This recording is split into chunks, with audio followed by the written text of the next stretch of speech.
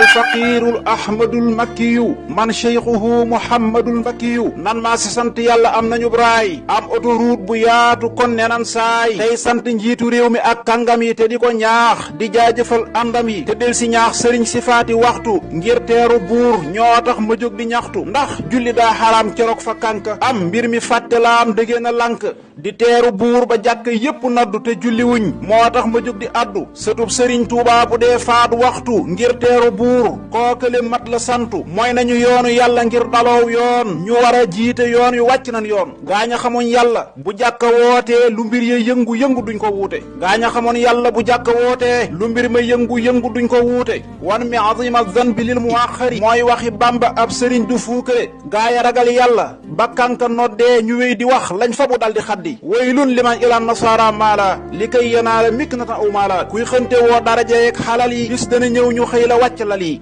kuy fàtte jaamu yàlla ngir mbambax ma bis dana ñëw yow rekk wéete pax ma delloo si leen xel yi te rey bakkan yi xonte ki seen ruu yi te boytu tan yi képp ku wat sa jubb bañ lay xàmmee def na la fakk farlu lañ koy sàmmee allahumma salli ala sayyidina muhammadin wa sallim Cheikh Muntaxa yàlla na fi yàgg te wér